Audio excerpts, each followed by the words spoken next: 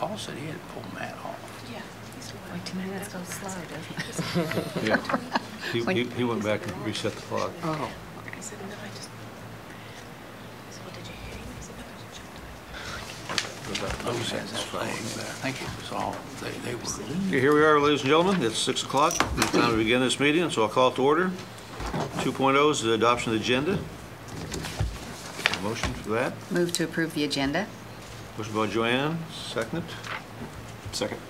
Second by Jeff. Any discussion? All in favor, say aye. Aye. Opposed, no. Carries 7-0.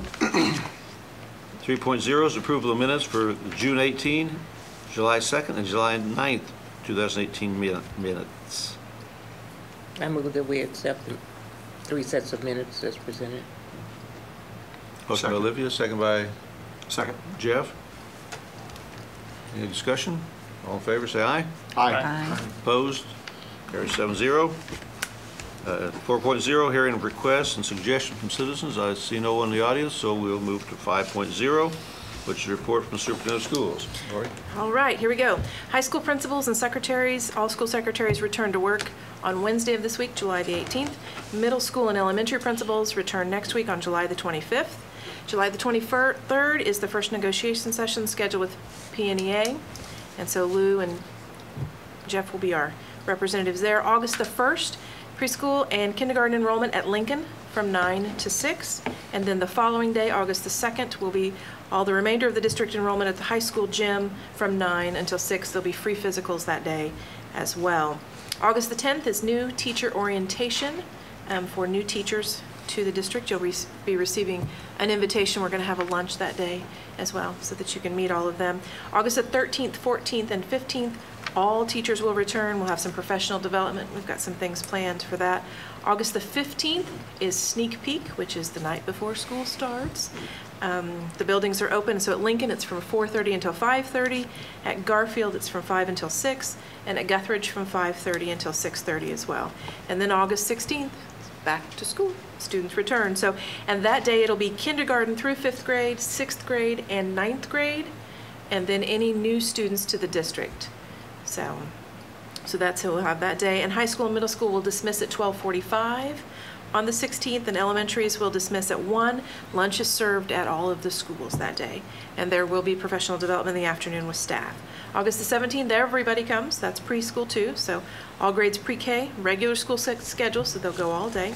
August the 20th is the next regular board meeting, right here at 6 o'clock. That's all I've got. Thank you. 6.0 is a report of the Tri-County Board meeting, which is me. It was pretty quick. It was an organizational meeting, so most of the things that went on were reorganizing, electing of officers, and all those general things, that, just like we did on the July 2nd. The biggest 2 items were the consideration of our contributions for next year. It's going to be a 2% increase. From what we had last year. That's about a $13,000 increase in our contributions. And then we had a lengthy discussion about negotiations.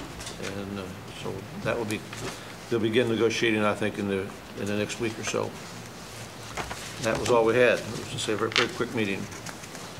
So we're ready for 7.0 is action to approve the 2018-19 Classified Personnel Policy Handbook. Appears to be no changes. Anything that anyone must bring up?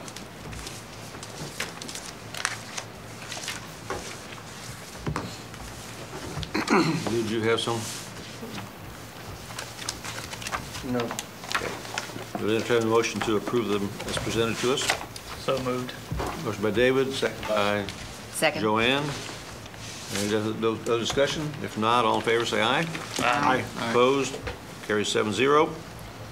7.1 is action to approve the amendment to the 2019 School Nutrition Program Agreement. Lori, talk to us about that. Next week, I'm going to meet with the new director from OPA to go over those kinds of, what our expectations are and things like that. So I should move on. I got a question on OPA, Okay. if I could. I think that fits here. We have numerous times ran out of food at different schools. What is that kept track of? how many times they run out, And you know, what schools? I do believe it's kept track of. I think a lot of times, well, at least at Lincoln, the years that I was at Lincoln, a little kid may say, in the morning I want a cheeseburger, but then when I get there and I look, something else looks a lot better and I want that instead. So to run totally out, I know sometimes things have maybe been sent to the wrong school or something like that, but typically we just pick up the phone and wait just a little bit and they bring the food right over. But I do believe they keep track of that so as to reduce the I number would of just like times when that they do happens. reports to do that, because I know there were numerous times at Guthrie, we were right next door, that either the food wasn't ready for breakfast, it wasn't delivered, they had to go back and get it, It was little missing. glitches, but I know also at Garfield, with one of the granddaughters there, they completely ran out of some cheese dip or something one day, and then they only got like 5 minutes recess. Of course, I mean, that's not a big deal to me, but to them, It is to I guess it is. But I'm just curious to how many times they run out of food. I can see if that's something that they keep track You of. can keep track of, I okay? can check on Well, that. right. more importantly, I mean, we want them to, whoever's in charge to make sure it doesn't happen. I mean, Right, once that's they, the, yeah, once they start running out and have issues, well, let's remedy the issues and right. so forth, so. Okay. We'll check on it when I meet with her next week. Back to Newton, the school nutrition program agreement. We have a motion to approve that. So moved. Motion by Joanne. Second. Second. Second by Olivia. Any discussion? All in favor, say aye. Aye. Opposed? Passes 7-0. 7.2, we need to set a meeting for the board to review the budget for 2018-19 prior to publication. Looking at publication date, it has to be 10 days ahead of when the board would meet. Looks like August 9th would be the closest date to that. So it's suggested that we meet on August the 9th at a time to be determined by this group at the district office. What day is it? That's a Thursday. It's a Thursday. How long do you expect the meeting to last?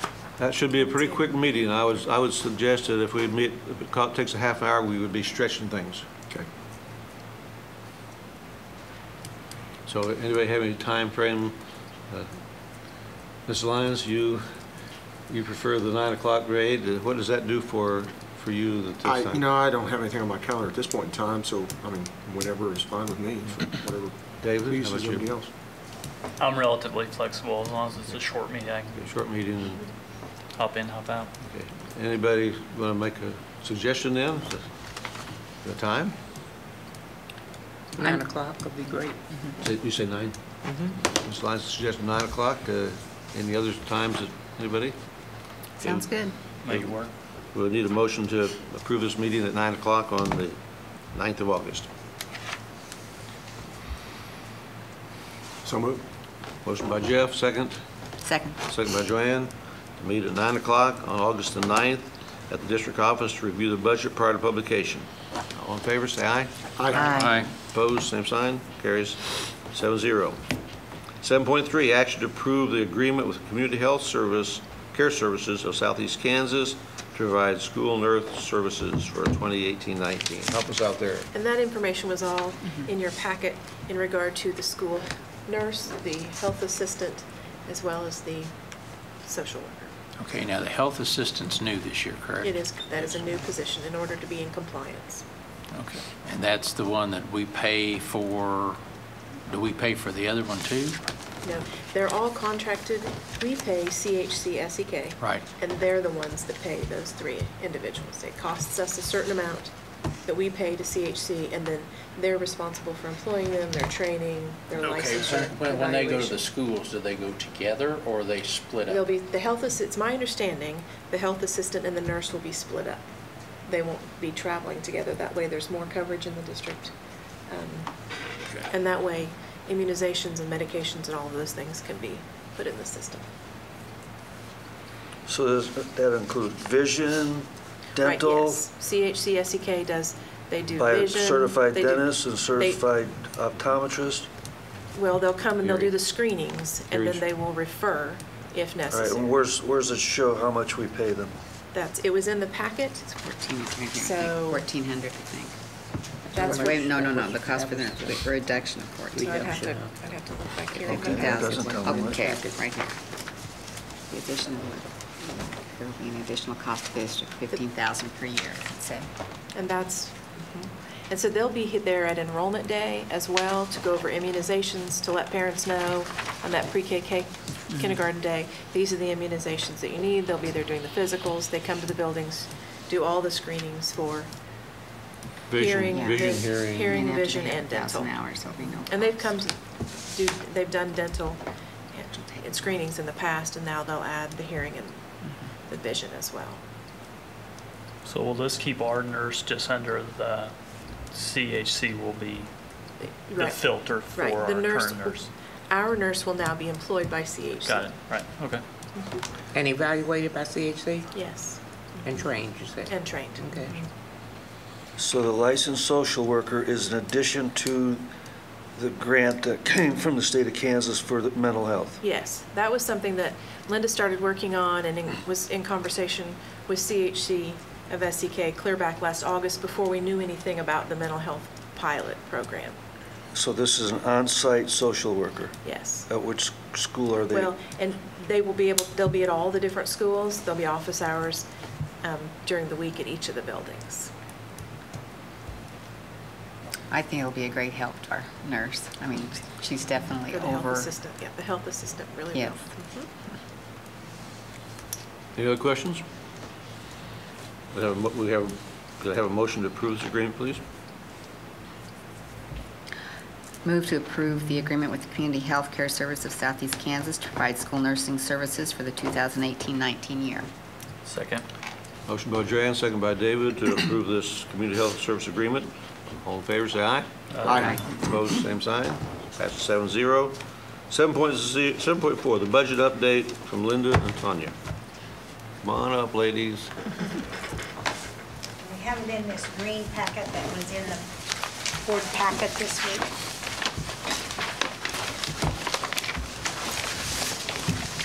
And what we're providing on that first page is just where we ended the year. We had 600,000 in contingency and we added another 300 to it. So we have 10% of our budget about is now in contingency. So we're in a good spot financially. Then our capital outlay, if you look there, the beginning balance was the 21,37,480, and we moved 570,000 over into it for next year. And that 570,000, we've got some major things that the board will need to consider.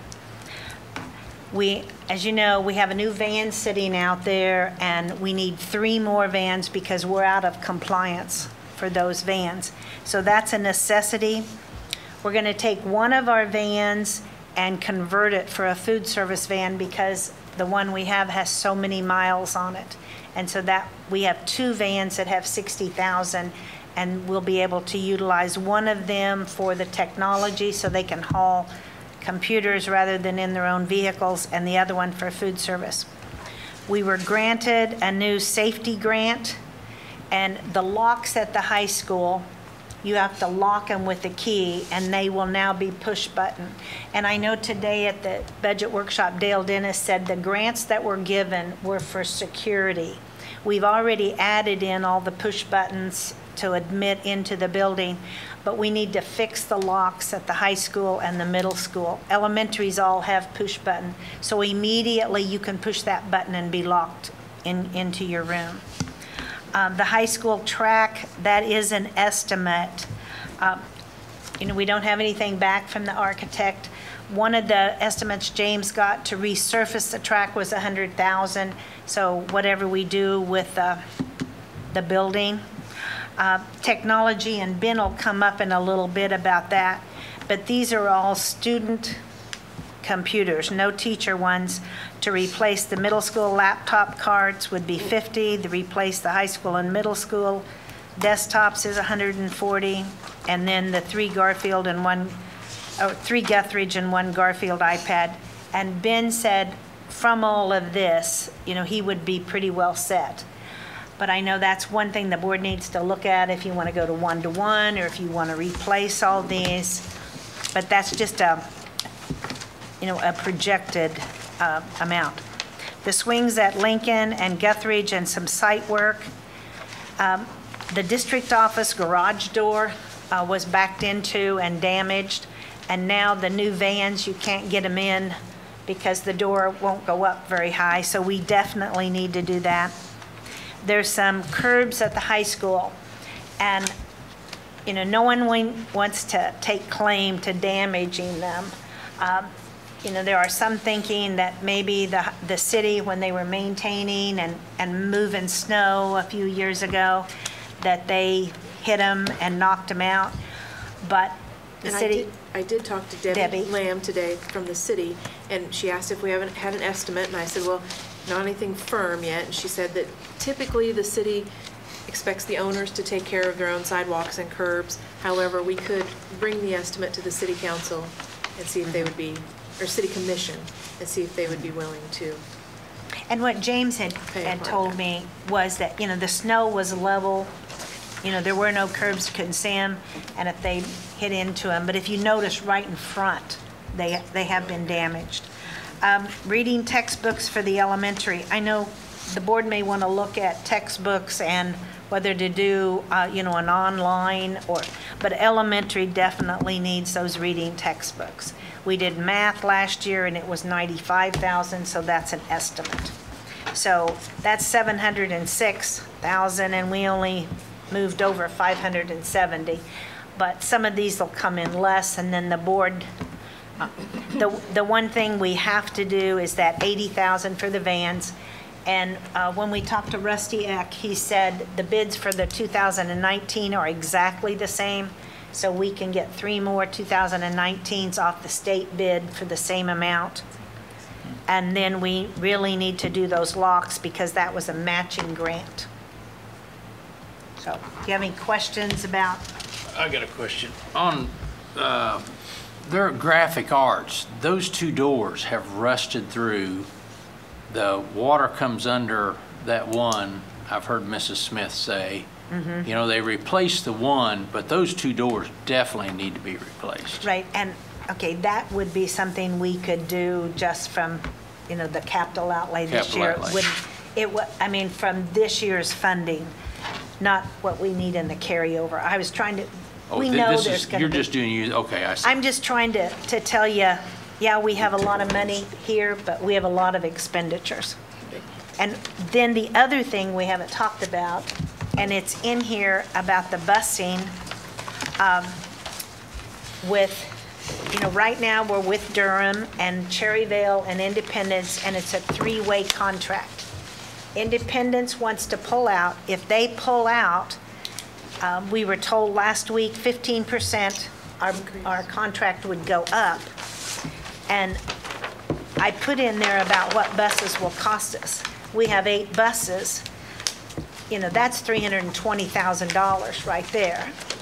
We did move money into contingency, and the board then has to act to get that out of contingency, but that could be your call. I think it's too early. We have buses clear till the end of 19, but this year we can't just wait till May and go, whoops, we need something. We need to be looking at it. Independence hasn't voted on buying buses yet, from my understanding. I talked to, they were trying to get bus drivers at the Stuff the Bus at $11.19 an hour.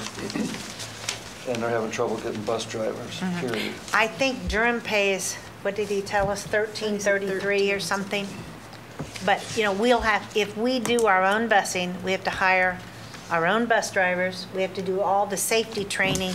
And on the bottom of this 15-passenger van, it tells you all of the training you have to do. So, we have to do the 10 hours of safety meetings. That's 1 hour a month plus 12 hours. We have to do all that training. We have to plan our own routes. We'll have to hire somebody transportation. And the problem Parsons has is we only have 50-some square miles. We only transport 48 kids over 2.5 miles. The rest of the county, I mean, all of the other, they have a huge area. I talked to Garnett, who just got rid of their bus contract today. They have, 700, they had to buy 25 buses because they have 700 and some kids they transport over 2.5 miles. So we don't have the volume of kids. We just really need to study. The material increase in insurance too, if we took on transportation again. So I think this is just really kind of information, but things that will eat up our contingency over that we moved and the capital outlay that we moved from last year. And if you get your own buses, you have to have a place to store them. You have to have a mechanic, correct? Yeah, we have to have a mechanic. They have to have a bay and equipment. You have to have at least one bay. And a transportation director, which we don't have now. So that's what Independence is going to have to, Well, and what Independence had proposed at one meeting was that they would have the bus barn and the maintenance, and then Cherryvale and us would contract with them for the maintenance of the buses. But there again, we'd have to drive them over there. So there's just a lot of things to consider. And that's just basically what we wanted to tell you was this is a big decision. We need to study it. We need to be looking at this very seriously in the next 3 to 5 months to make a decision. And this was basically just information about what buses would cost. And How many students do we transport from, quote, the rural areas? Well, Let's say east of Parsons. well, I don't know about, well, East is our only, that's our Right. only place. 40, what did I put on there? 58 students over 2.5 miles. But isn't there some students? But those are the ones who get paid for. Anybody else? No, I understand that, but going north, we wouldn't get any. No, because be not, within there's that. not very many kids out there. Okay. I was just curious how many Because we don't were go to the that far east? north. Just to the county line, right? We go to the county line to the east, right? To the Right. Crawford County line, which is a little past Strauss. So easy to be, not north. And north of Walmart. Well, you up go there. north, to the county line, Yeah. yeah, to the county line there, yeah. Then you go across the river and down, so, okay. Uh-huh. But I don't know, I think Altamont, they have 500 and some square miles, and we have 50 some. So you're not going to get the income back in from transporting because we don't have the real kids. so any buses or vehicles that transport students to and from school have to be yellow. They have to be yellow. Now- That's why we couldn't, one of your suggestions was the hospital van, getting something like that, but they can't, you're right, they can't transport kids home. They can only be on an activity route or an activity trip. I just True. wonder how many schools are out of compliance on the 10-passenger vehicle.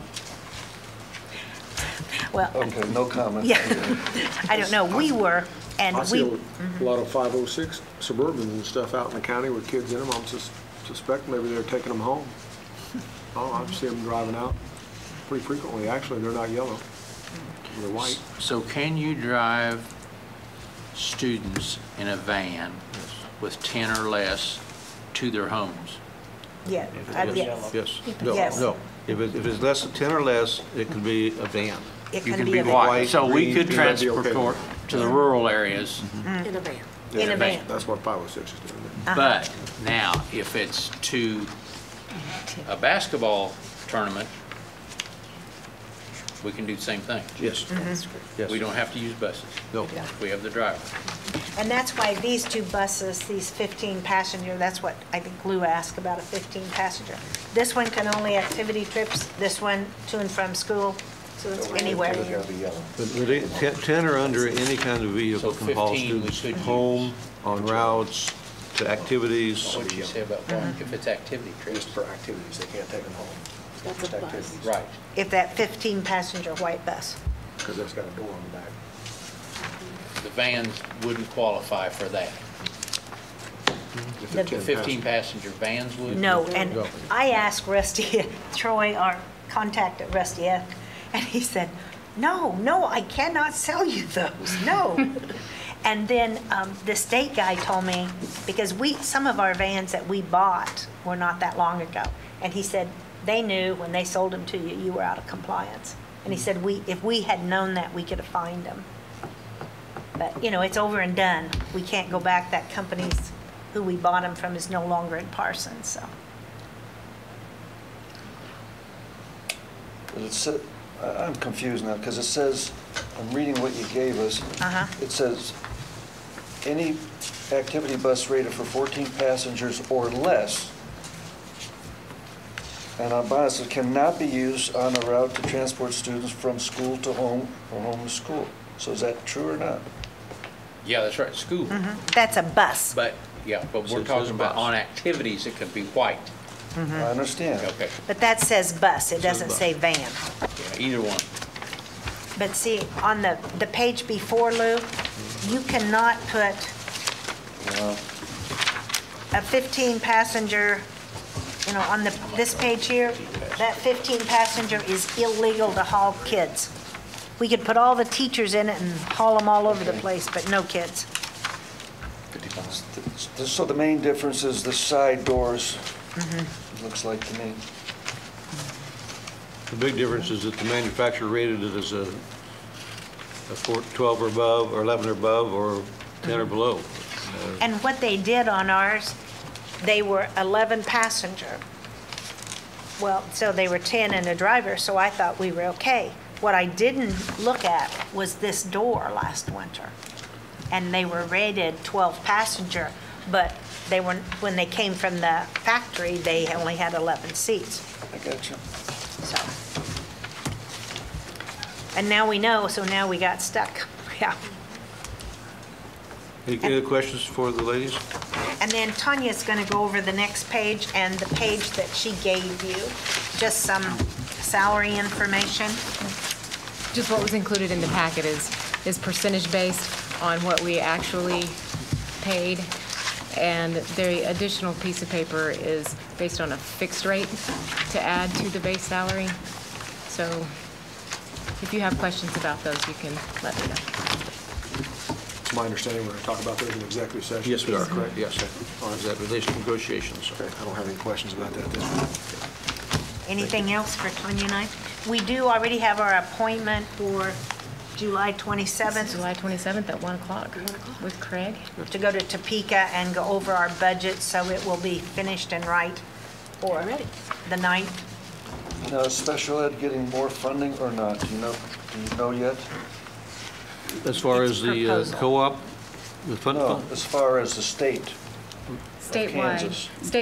they did say there was an increase in the special ed funding, Yes. but we For do not know this coming yet how school it's year. going. Yes, but we do Okay. not know how it's going to be Projected. distributed. So Tri-County's already raised 2% without us knowing how much we're They getting. had a good idea what it was going to be. Okay, well, what's it going to be? It's going to be 31, is it what, By a 31? teacher, they said that today. $3,100.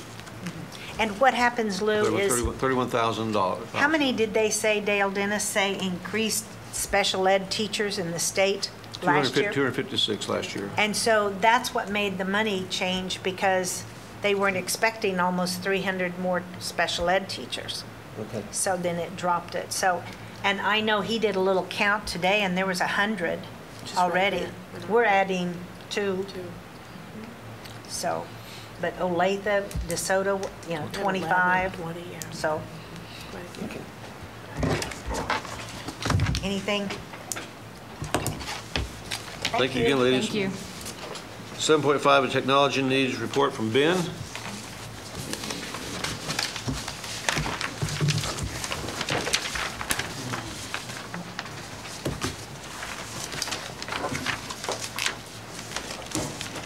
Good evening.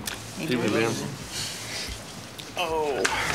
The ladies kind of outlined my my list. It's on the first page of your green packet, and then what you got passed around. This was kind of a rough estimate at the time, and then these are the actual specifics on the sheet.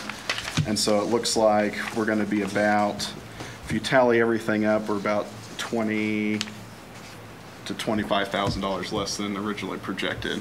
So that's always a good thing. So, I mean, we're looking at student computers here. We're already pretty good at the staff level. And all of these purchases are permanent labs that we know are going to stay, even if we went to a one-to-one initiative or something. We're talking libraries, business department, that sort of thing. So I just don't, if you guys have any questions for me or any issues with the numbers, I can clarify things.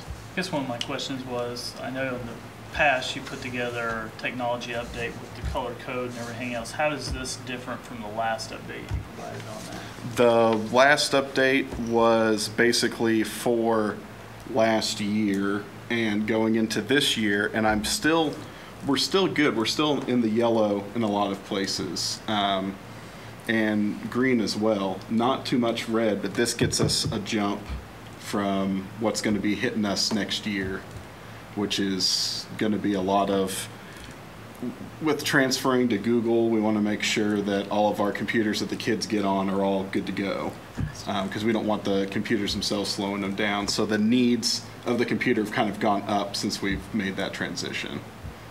So did you have any glitches in the state testing assessments? No, not on our end. They always have one or two on theirs.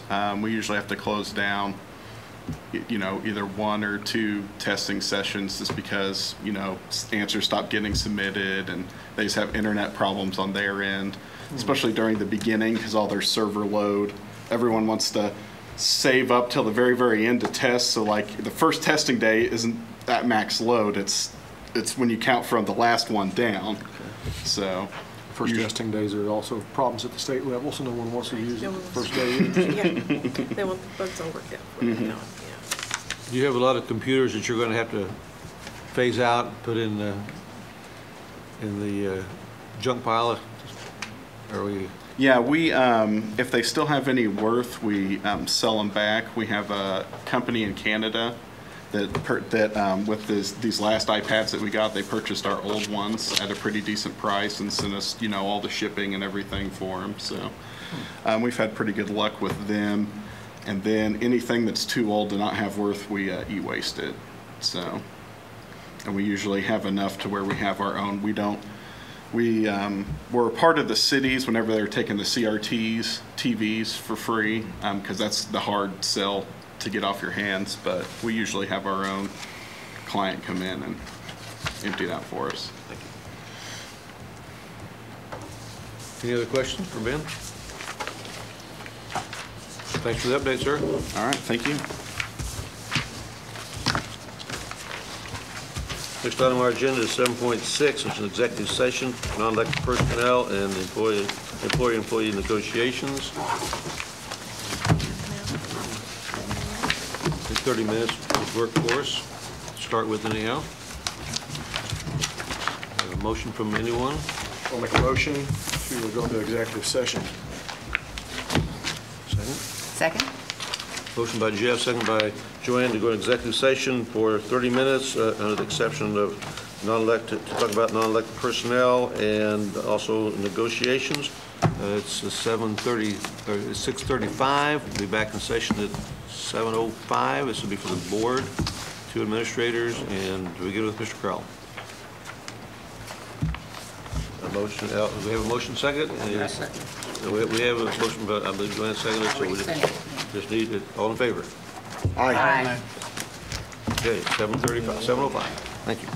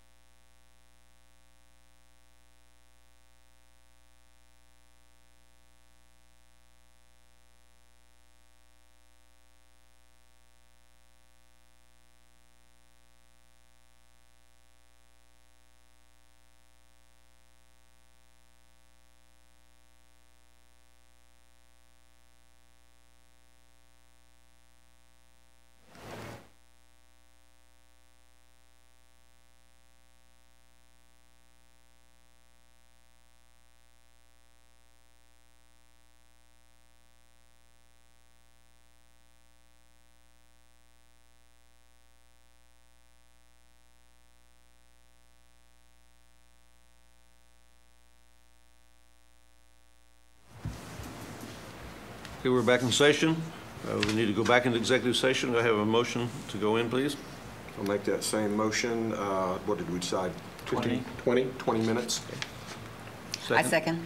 Motion by Jeff, second by Joanne to go into executive session to discuss confidential employee information pursuant to non-elected personnel, the exception of Tacoma, and to discuss negotiations and exchange with the PNEA pursuant to that exception at 7:08, it looks like, for 20 minutes. Back in session at 7:28. All in favor, say aye. Aye. Motion carries. We are in session again.